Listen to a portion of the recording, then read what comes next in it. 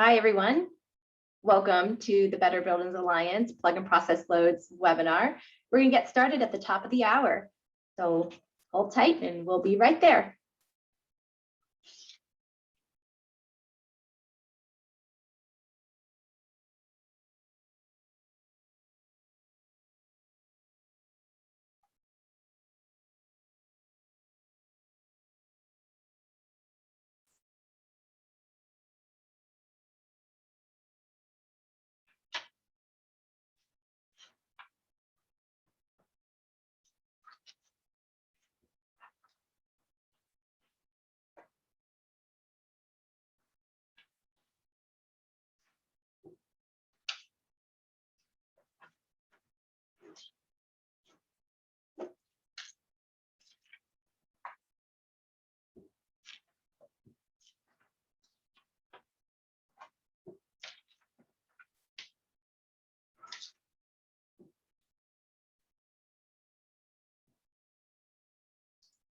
Hi, everyone. I'm Dr. Kim Trenbath from the National Renewable Energy Laboratory.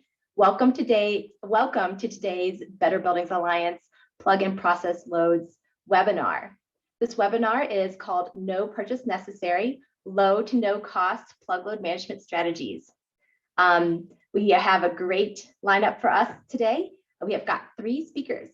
I want to say that this webinar is going to be recorded. Next. And here's the agenda. Our speakers are from the Community College of Allegheny County, Cornell University, and NREL, and all are building owners who have implemented low to no cost strategies in their buildings. We have a little bit of time at the end for question and answers. For question and answers, please type your questions into the chat, identify which speaker you would like to direct the question to, and we will be organizing them on the back end. We will answer all questions at the end of the webinar. Next. First on the agenda is the PPL Technology Research Team update. Here is the PPL TRT from NREL, myself, Amy Labar, Omkar Gatpande, and Robin Tuttle. You can reach all of us at ppl@nrel.gov. I'm the lead for this technology research team. Next, I would like to take a minute to introduce our newest team member, Omkar Gatpande. He joined NREL in 2019 and holds a master's degree in electrical engineering. His research focus is on electrical modeling and efficiency analysis of components in high-performance buildings.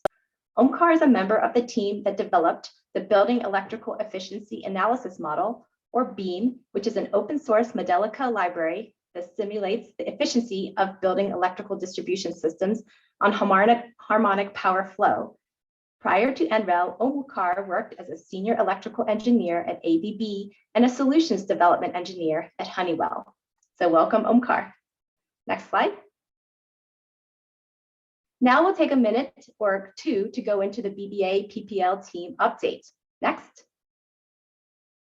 I want to direct your attention to our website.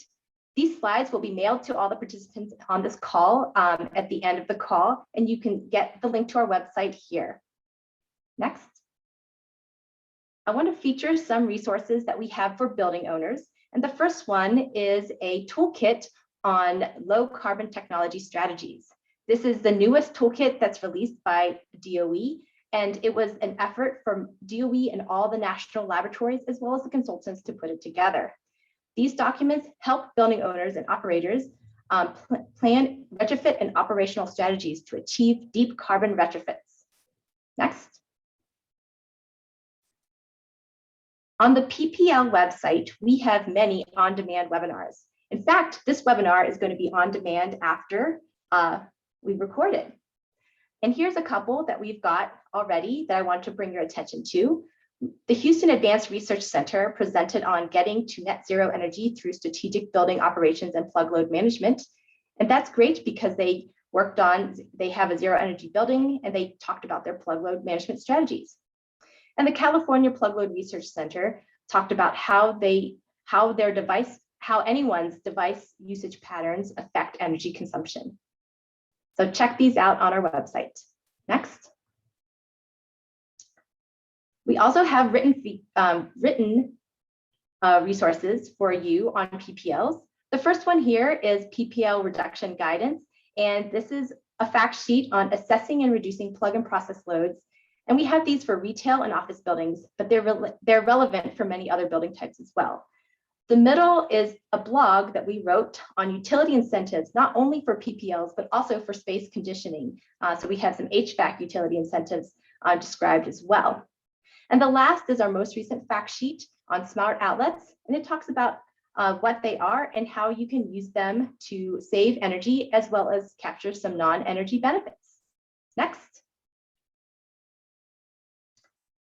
I'll go over some recent accomplishments of the PPL team.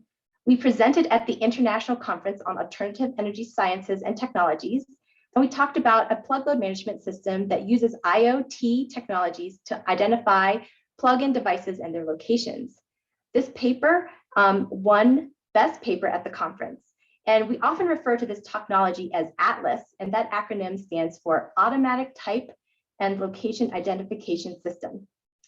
Another recent accomplishment is by the way of the Pacific Northwest National Lab. They host the Integrated Lighting Campaign, and there are 2 winners this year for the plug loads and lighting integration systems. These were Johnson Controls and the Minnesota Department of Transportation. Next. And I wanted to highlight some of the projects that we're currently working on. We're working with automatic receptacle control manufacturers to increase market uptake. And we're also working on a project for energy efficiency in medical imaging equipment. We're supporting DOE on that effort and focusing on MRI machines. Next. That's all that I have for the PPL update because we have a great lineup of presenters. You can contact us at the email above. Our website is in the middle, and then my contact information is below. Next. Now we'll get into our technical presentations. Next. Our first presentation is from the Community College of Allegheny County. I'd like to ask Elaine and Tim to turn on their webcams, and I will introduce them before I turn it over to them to give their presentation.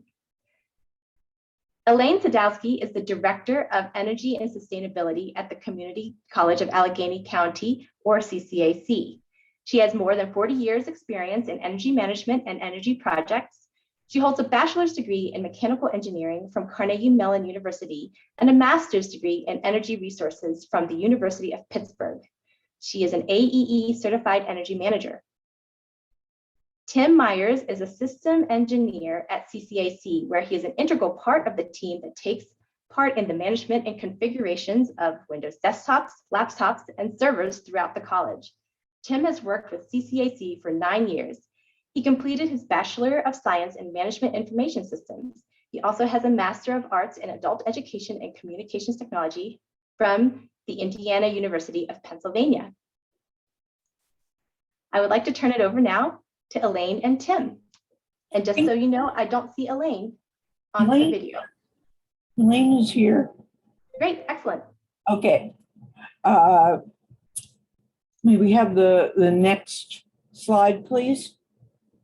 I just wanted to introduce you to our school. We were founded in 1966 in Pittsburgh, Pennsylvania. We're a rather large community college. We have an annual enrollment of 24,000 credit and 17,000 non-credit students. And we offer a wide range of programs, everything from liberal arts and humanities to trades, to being a dealer in our nearby casino, to film production and aviation. We're also one of the largest producers of healthcare workers in the area. We have 4 campuses and 4 centers and approximately 1.6 million square foot of buildings. Our annual energy and water bill is about $3.5 million. We do take saving energy and money seriously. We're a member of the Pittsburgh 2030 district and the Better Buildings Challenge. And I want to point out that community colleges generally do not have huge endowments. So we live pretty much hand to mouth, and doing things economically is a priority for us. Next, please. We have saved a number of, or quite a bit of energy and water. We're on track to meet our Better Buildings Challenge and 2030 district goals. We've saved over $4.25 million since we've been keeping track. We're installing our fourth and largest solar installation at one of our campuses. We had a big project entirely paid from savings at our South Campus that has cut our energy and water costs by 43% and our energy use by 51%. Our new building, a workforce center on our largest campus, will be rated LEED Silver. And we're doing extensive rehabilitation and renovation on an old mansion that we're turning into our Center for Teaching and Learning.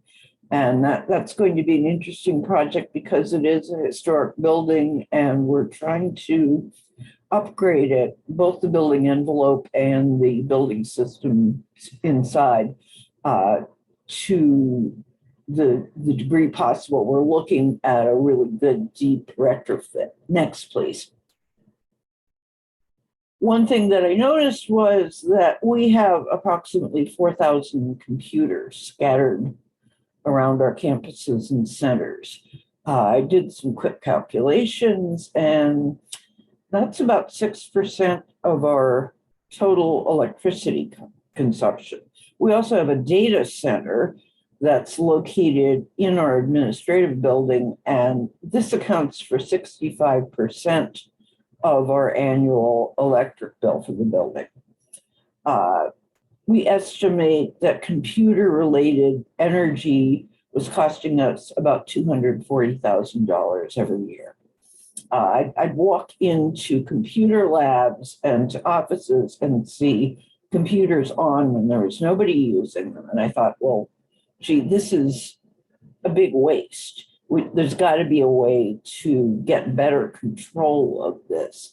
And I figured we could probably save about $75,000 a year if we could just manage the power consumption of these computers better. Next, please. We are doing other things. Our IT people are consolidating and virtualizing servers. We're improving the air management at the data center. We're switching to laptops wherever possible, but the one thorn in my side anyway was PC power management. We had no funds to spare for the purchase of specialized software, which cost about $50,000 to carry out reduction for the whole college. So we did the unthinkable and we talked with our IT people. And right now, we'll let you talk with our IT people. I'll switch this over to Tim, and he can explain to you exactly what he did. All right, everybody. Happy to talk to you today about the actual steps that we took to accomplish the savings at the end of this project. So I'm going to start out with some past practices and then talk about our benchmark readings. So in the past, we had sleep and hibernate disabled at the hardware level on the computers. Basically, what this meant is that even if Windows was set to go to sleep after a certain amount of time, it was not allowed to turn the computer off. The computer hardware kept itself on. So basically, this left us with 3 different power options that we were able to have on our computers. They could be turned on, they could be turned totally off, which required user action, and a lot of people don't end up turning off their computers when they're finished, or the monitor might still be able to turn off after a certain amount of time. So not a lot of opportunities for savings there because of the human interaction required. So why was sleep disabled in the first place? Well, there's a couple things that I can point to at least. One of them is outdated negative experiences with some old hardware that we had. Back in the days of Microsoft transitioning from Windows XP to Windows Vista, a lot of IT departments had problems with Windows Vista. Well, one of the problems we saw was with how Microsoft was changing how sleep works on computers. And it basically wasn't compatible with some of the older hardware that we kept using. And we would see computers after they would go to sleep, they had problems resuming and waking up. They would often crash and blue screen. And when you're teaching classes, that takes away a lot of time, from the classroom environment. Another thing that kept us from allowing sleep to happen was some outdated management strategies. So at the time, we felt that it would be best to leave computers on overnight to install updates so that we wouldn't interrupt them during the day. Now, with both of these things, we were able to revisit and reevaluate, well, do we still have these compatibility problems with the hardware when it comes to resuming from sleep? No, we don't. Computers have made leaps and bounds over just a handful of years, and we just don't see those crashing problems like we used to. And then with our update strategies, we were able to reevaluate those. And now we've been able to queue updates during the day, and we set them to install during maintenance windows or off-peak hours. So it still should not interrupt people during their normal use.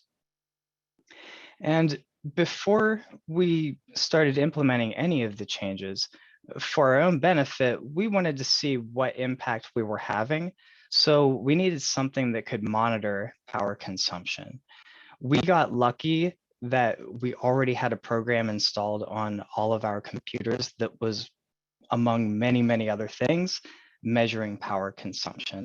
So that program that we were using, it was called System Center Configuration Manager.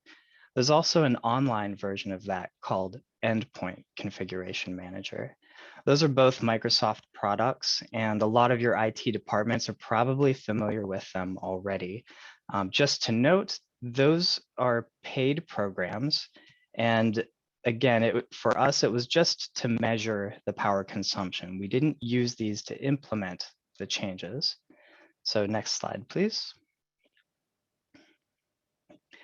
And now onto the settings and how we actually applied them. So in a nutshell, what we did was we enabled sleep. So the hardware was allowed to sleep now if Windows told it to. And then we delivered custom power plans to computers based on their use case. So to do all of this, we used a system that we already use today to set various custom configurations on all of our computers in our environment. And that's Microsoft Group Policy.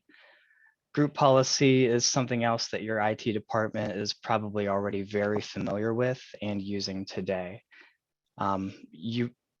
We chose to use that. Your IT department might end up using something like Endpoint Configuration Manager.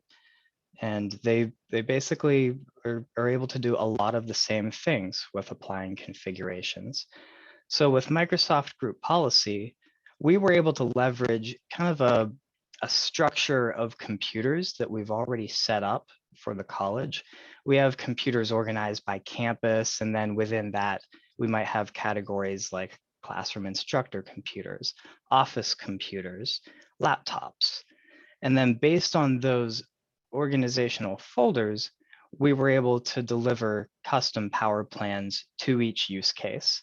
So for example, classrooms had a need to remain on longer, potentially during idle times when an instructor is standing away from the computer, lecturing on a slide, and they may not be actively moving the mouse or keyboard.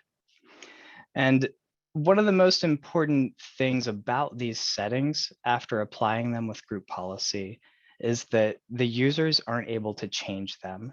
So this kind of allowed us to put a bit of an iron fist down in dictating which settings that we were going to use. Here you can see on the left side, what it looks like from your IT person's perspective setting up some of these configurations, exactly when to turn off the display, whether it's on battery or plugged in. And then in the table on the right side, these are some of the actual settings that we decided to use on the majority of computers, taking some of those special use cases out of consideration. Next slide, please. So one of the really important things whenever you're changing how a computer acts in any organization is informing your user base.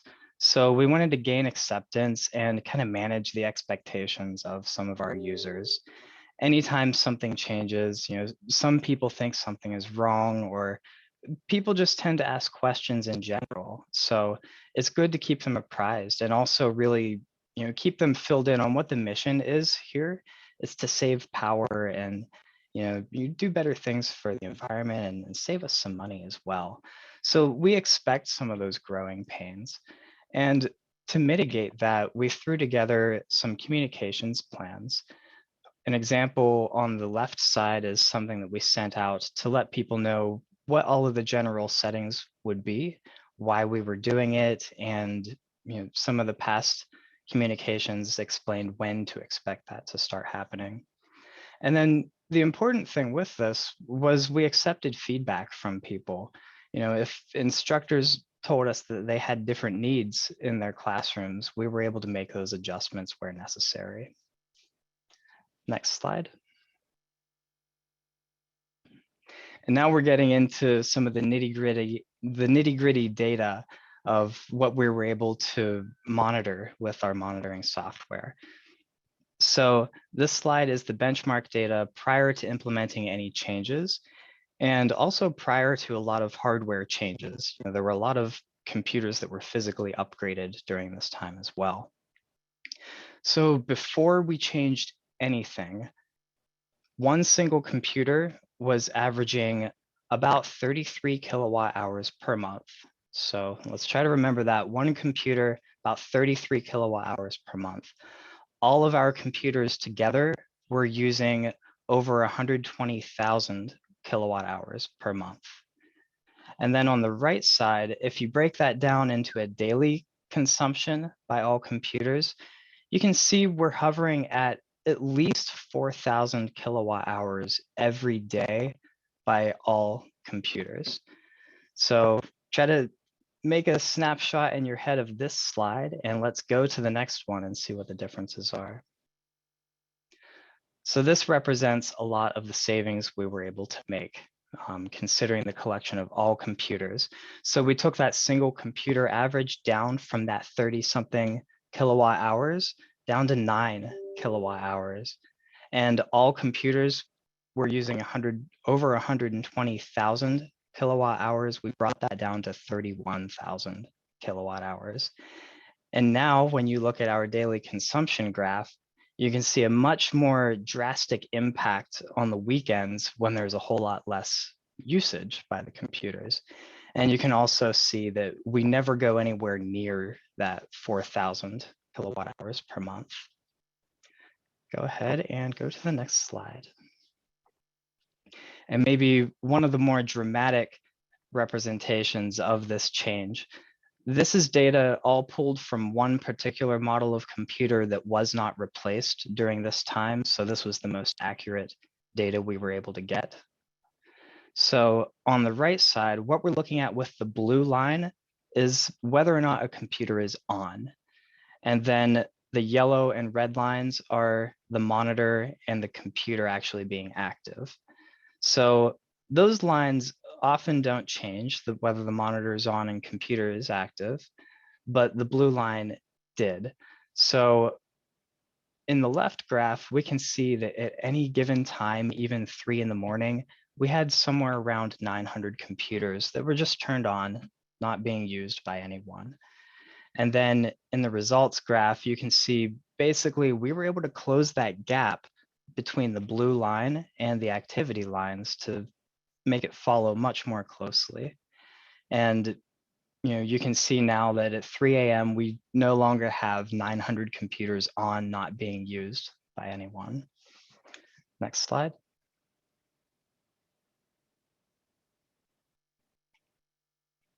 I'm gonna bring Elaine back for this one. Yeah, we wanted to point out that saving money and energy doesn't have to be expensive.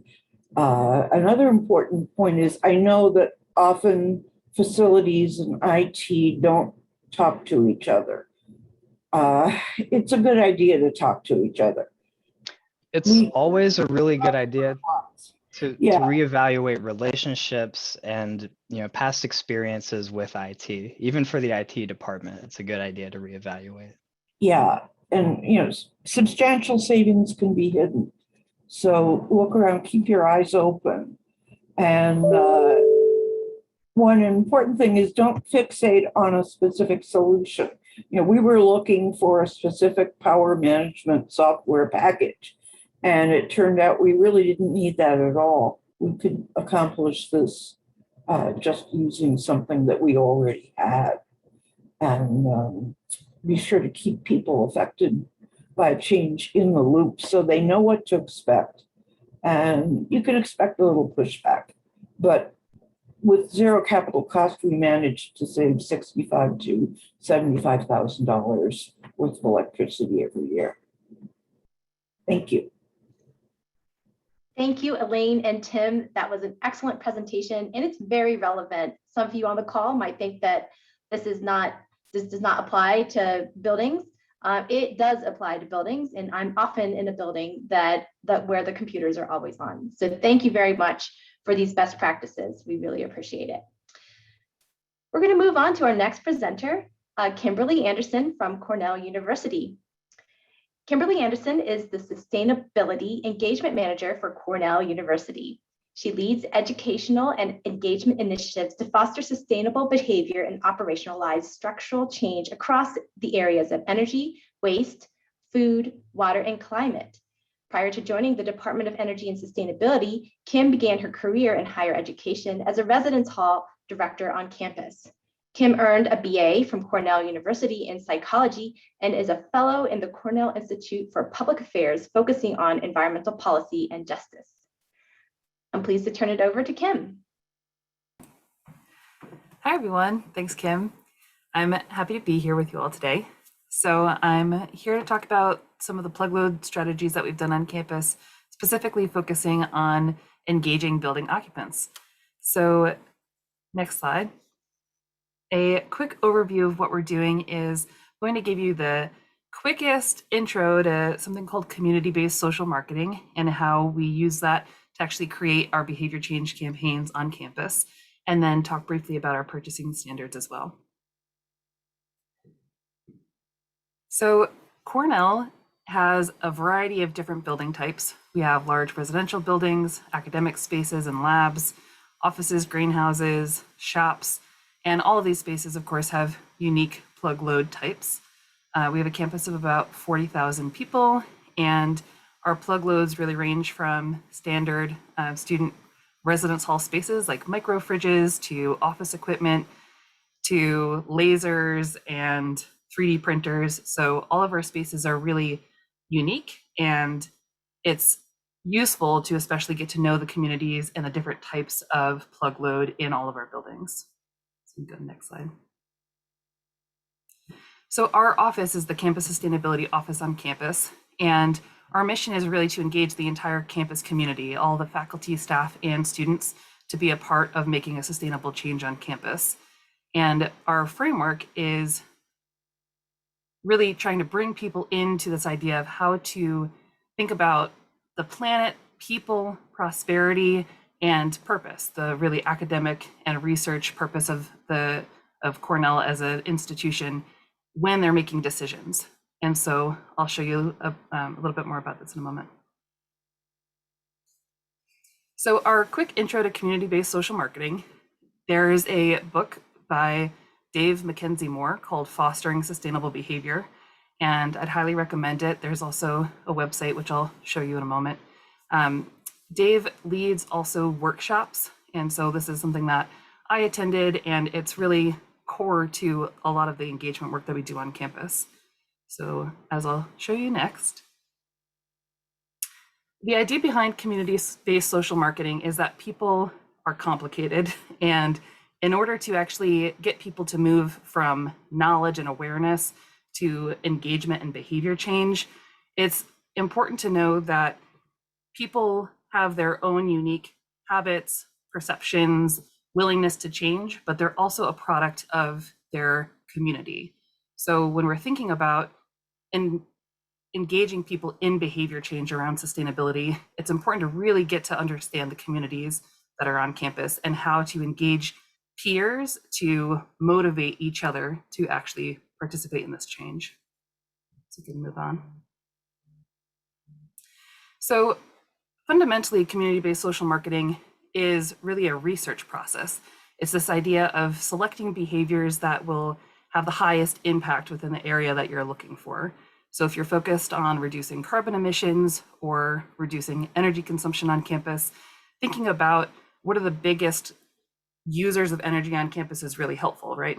And then within that, there's this multi-step process of getting to know the barriers and benefits for people to engage in a certain behavior change, and then using those to inform the actual strategy.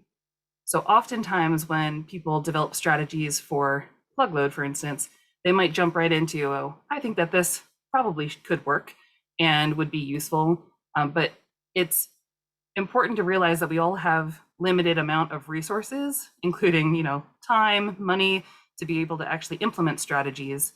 So it's really important to start with the first two steps to make sure that the strategies you're developing are grounded in the community that you're targeting. So you can go to the next slide and I'll talk a little bit more. So when you're selecting behaviors, there's 4 areas to really consider. What's going to be the highest impact actions that people can take? What's the probability that people are likely to actually adopt these behaviors? Is the penetration rate low or high, meaning how many people have actually already adopted this behavior? If people have already a high level of adoption, then this is not necessarily a behavior you'd want to target because so many people are already doing it, right? So it's better to choose a behavior that very few people are already doing on campus and really put more energy behind promoting engagement in that behavior. And finally, applicability would be what is the most broadly applicable action that the audience can engage in. So we have faculty, staff, and students on campus. So we often have to think what audiences we're specifically targeting with different initiatives and how to make sure that actions that we're choosing for people to take are something that they can actually do and follow through on. So as you'll see in this survey, this is an example of a survey that we did as part of this first stage, the select behavior stage, where we're trying to get to better understand the community that we're targeting for these engagement efforts. So we had a survey that incoming students took that gave us a snapshot of what are these behaviors that they're already doing, that they came to the university practicing, what are behaviors that they've started since and that they plan to start soon, and then the red indicates that there's no interest or no plans to do this action for now. So this can really help inform the probability that somebody will take on an action, as well as the penetration rate, how many people are actually already doing it. So you can move on. So this is an example of then how you can use a matrix to really weigh out the impact of different actions. So depending on what actions you're considering targeting in a community, you can, this is like such a quick version of this. So definitely encourage like reading the books, but essentially you can get a better sense through surveys with the community, conversations with experts, literature reviews, case studies. You can really get a sense of which actions rise to the top as being highest impact, most likely to happen, that people are willing to actually follow through on. And so, for instance, I'll just show the very bottom with showers. We have run this actually as a course at Cornell where we teach students how to do community-based social marketing projects in their communities, and showers consistently rise to the bottom of the probability of people actually changing their habits. So if we put a campaign together where we're really encouraging people to take colder showers or showers that are under 10 minutes, the probability of that actually happening, and we've seen this in our own campus research, is really small. So it's better for us to consider, keep it in mind, but consider which actions are more likely for the people to take. So you can move on. So once you have a behavior selected, then you really go through this process of uncovering what are the barriers and benefits to it. So what's standing in the way of people actually engaging in a behavior, and what are the benefits? So oftentimes benefits are shared within groups. There's sort of a common understanding that reducing plug load, retiring equipment, for instance, will save energy, and replacing units, for instance, might make them more convenient or more reliable and more energy efficient at the same time. Where barriers can tend to be individual, like unique barriers, where let's say we're trying to encourage people using power strips in their offices. If their power strips are really uniquely inconvenient underneath their desk, it's going to be very unlikely that they actually switch it off in the evening. And so it might be that in my office, my power strips very inconveniently placed, where other people have power strips that are easier for them to just like switch off before the end of the day. So it's important to really do research within the community to understand what are the barriers to actually act. And for instance, like, do people even have power strips to begin with?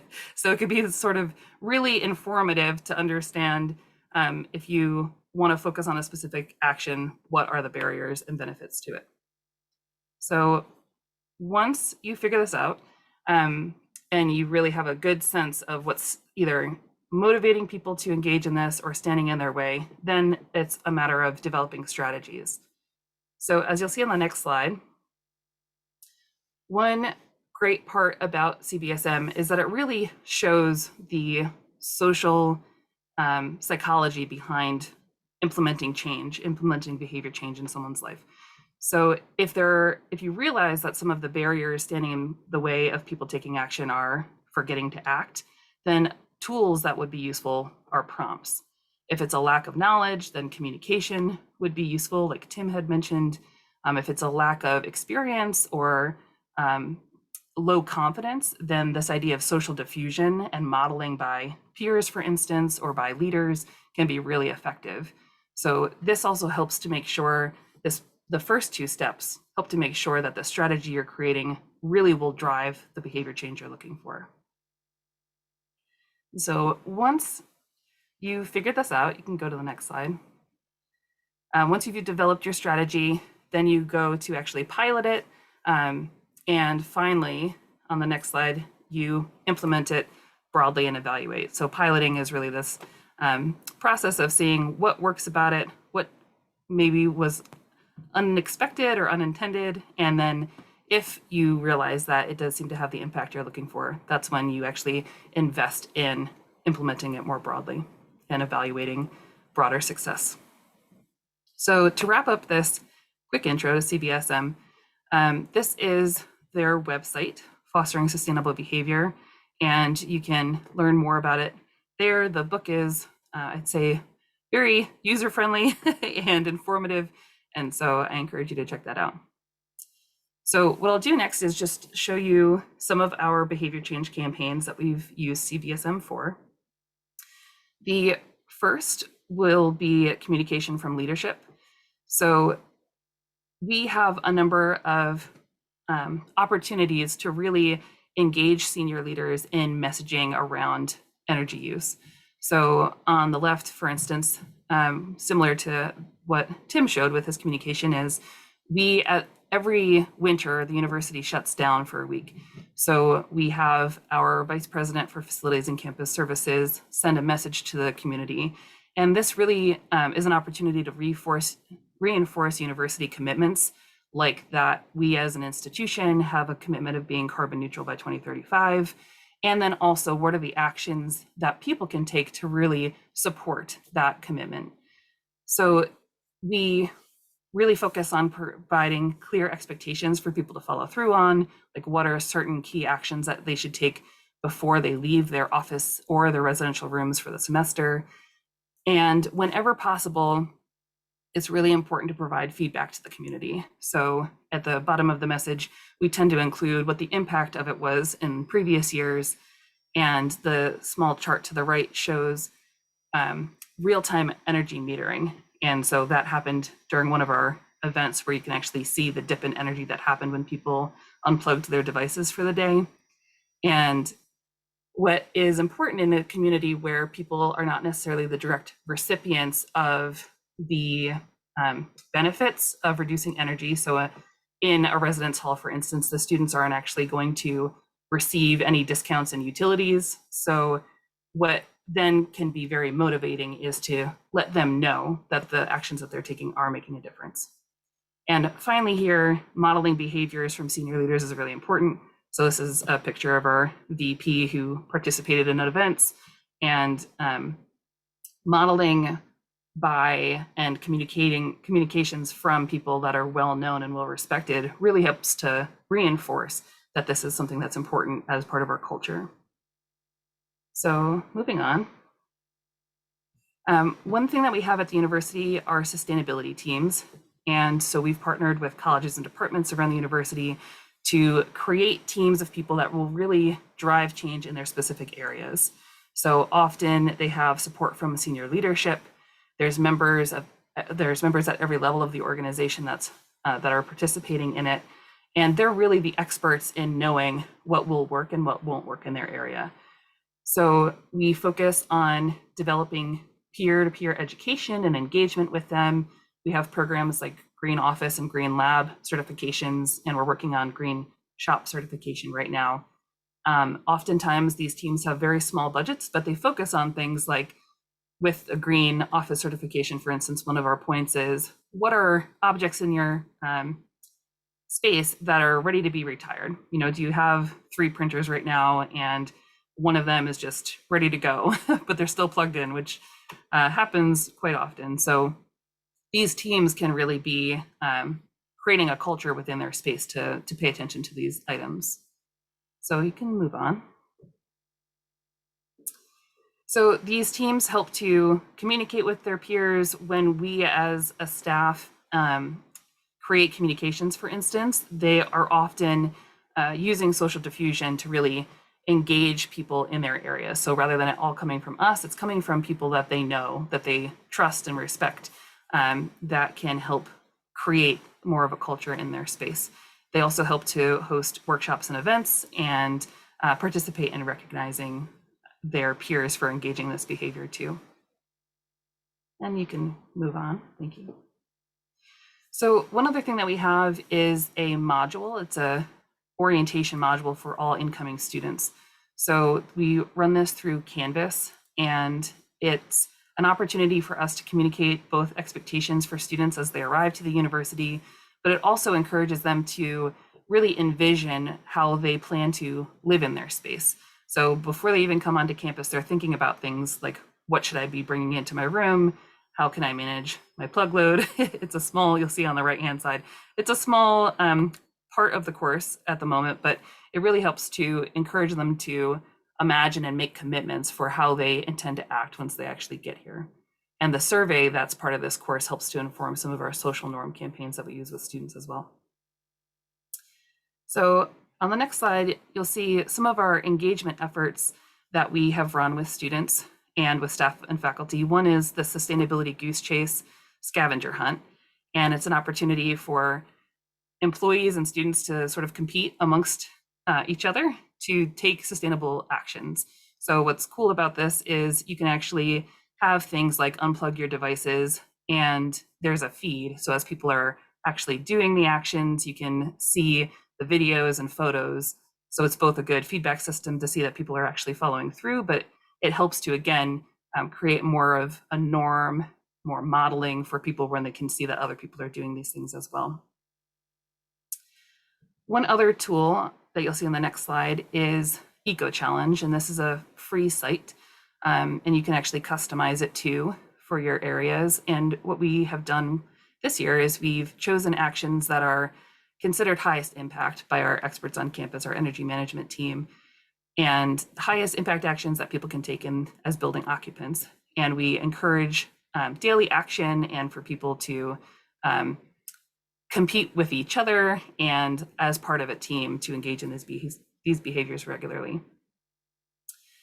And next, so incentives is oftentimes one of the ways that people think behavior can be motivated, but you have to be very careful with incentives because sometimes they can be sort of counterproductive. So we often like to think of incentives that will really help to support the behavior change that we're looking for. So one thing that we've done is create mini grants that really encourage teams to think creatively about how to reduce energy use in their space. And we have a modest budget for that program, about $500 per grant. And then similarly with prizes and giveaways, we try to find items that connect to the desired behavior, like remote controlled power strips or solar chargers and lights that will continue to provide tools for people to reduce their energy rather than it being something like a water bottle that would be a little disconnected from the action. And finally, wanted to just mention that whenever possible, we look for opportunities to make sustainability the default. And one of the ways we do this is with purchasing standards. So on our procurement site, we have preferred suppliers for computer hardware, which are Energy Star compliant and meet different standards. And we also integrate sustainability into the procurement process. So you'll see on the next image that we have eShop filters that actually will help filter for Energy Star appliances, and that can assist people across the university in choosing items that are more energy efficient. And similarly, the last slide there is around, as part of eShop, we have Amazon Prime, the Business Prime, and they have now a climate pledge friendly filter as well that we encourage people to take. And we train people on campus, our employees especially, to use a quadruple bottom line framework. And I'll put that in the chat, which really has them thinking, whether it's a multi-million-dollar projects or small decisions for offices, how they can make sustainable purchasing decisions more frequently. And if procurement is a new concept or sustainable purchasing standards, New York State has some on their website there that are useful. So thank you so much. Thanks, Kim. This was an excellent presentation. I really love the behavioral aspects that you went through. And I loved how you talked about the community-based social marketing. That is a strategy that I probably haven't dug into, but I think it's a very effective strategy to reach building owners within communities within your building to increase energy efficiency for plug loads and other building end uses. Next, we have our final presentation from Dr. Paul Torsellini from the National Renewable Energy Laboratory. Dr. Paul Torsellini is a principal engineer for commercial buildings research at NREL.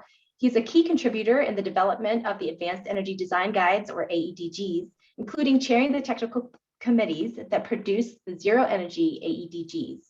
Dr. Torsellini has been at NREL for 27 years. He is a registered professional engineer and holds a PhD from Purdue University. He is an ASHRAE Fellow and an ASHRAE Distinguished Lecturer. I'll turn it over to Paul.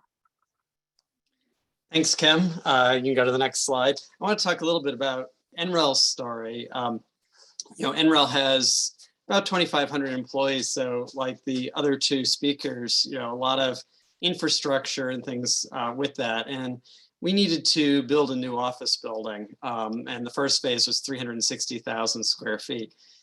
The object of this building was to show that we could build a building that used half the energy without increasing the cost. Go to the next slide. But one of the challenges with doing that was our plug loads. And we did a survey of our plug loads in our existing facilities and found out that our plug loads alone were more than the energy budget that we wanted to allow for the new building. And so plug loads had to come front and center in what we were going to do in the planning process. This is a graphic showing where the building ended up. And so you have to remember that the building is very energy efficient with this. And even with the energy efficiency, the plug loads and the data center, which is really supporting a lot of our IT equipment, is a substantial part of the load. In fact, it's more than half of the load. And so as we think about attacking plug loads and anything that's not heating, cooling, ventilating, or lighting, it's a significant portion of the load. And to ignore it really doesn't get us to the end point of our energy performance. Next slide. So, what did we do to do that? And our target was a 50% reduction. The first step is that we really needed an inventory of anything that was using electricity. So, Tim and Elaine talked about the IT piece of it. That was very high on our inventory list, but it was everything else that was there. And really asking the question, how much of that equipment is still needed? When we did our inventory, we had more printers than we had people. And so right off the bat, it was like, well, how many printers do we really need? And where do we put those printers? And how do we operate those printers? How do we make sure that we have the most efficient Energy Star printers and then access the rest of that equipment? Do we really need equipment operating when the space is not occupied? What is the level of service we need out of all those plug loads? Or asking a question like, is there a more efficient way to perform whatever service that plug load was doing? So an example might be moving to all-in-one document processing stations that do printing, faxing, scanning, everything else that they might do. And so you have one piece of equipment that you have to manage and take care of, rather than lots of equipment that needs to be part of that. Next slide. So, answering the question of when do we really need plug loads, and I really like the example Tim had that showed, the difference by, controlling the computers and getting the weekends off.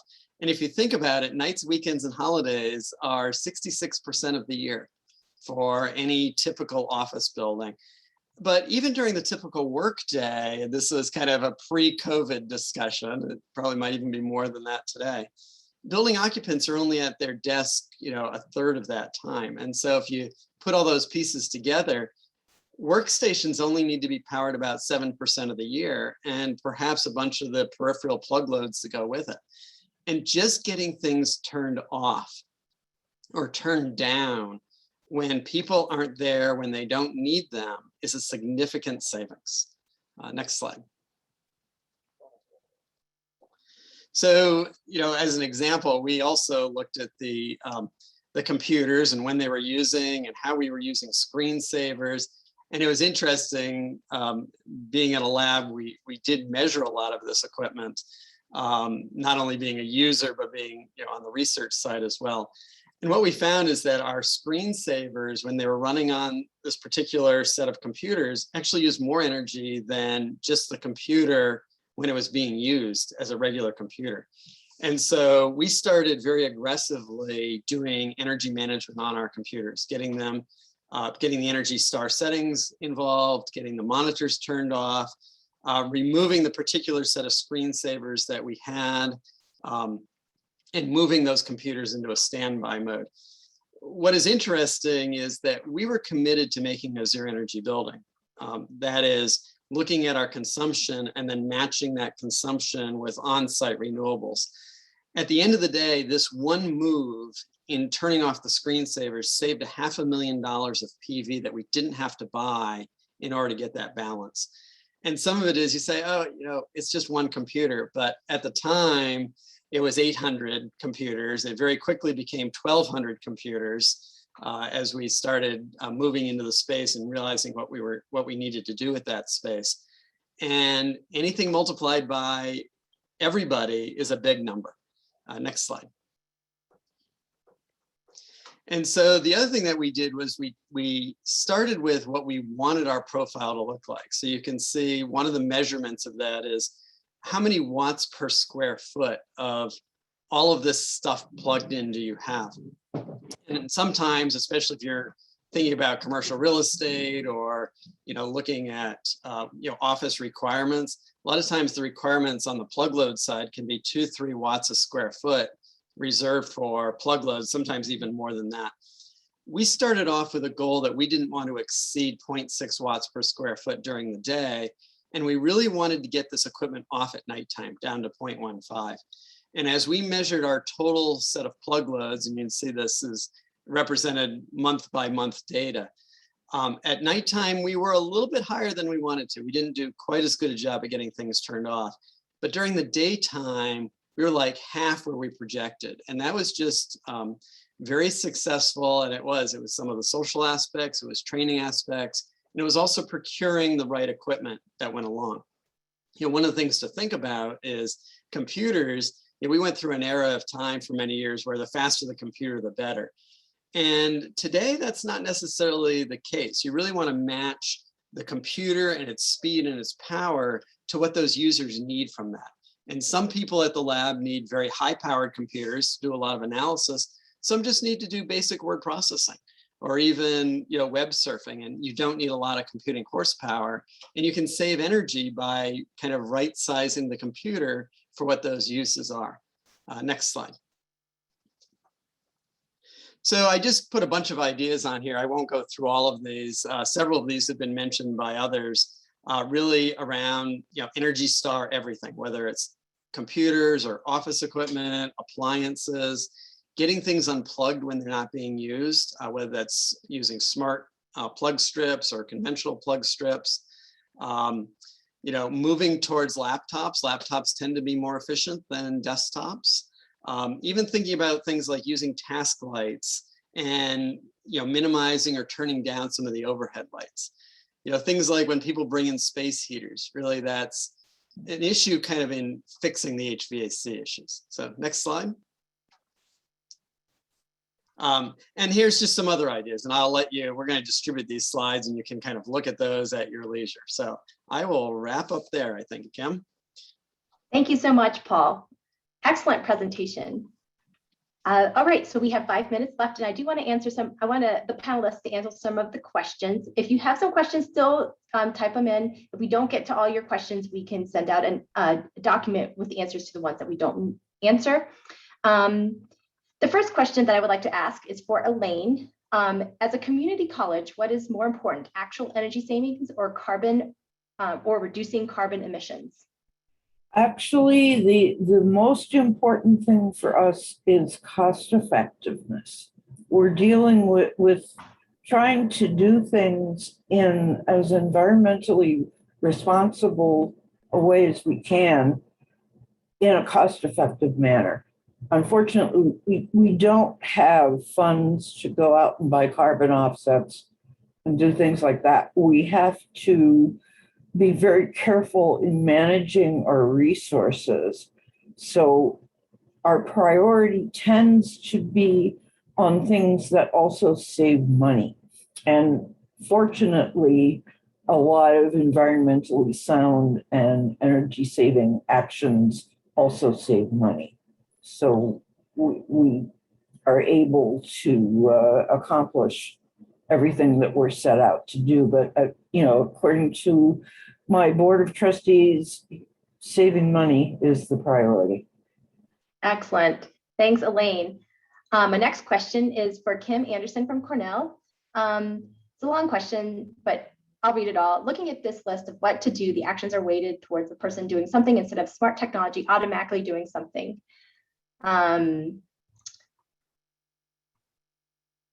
Instead of a smart tech automatically doing something, such as reducing thermostat without turning off heat, turn on lights, etc., turn off lights, etc. What is the thinking behind requiring a person to do this instead of automating?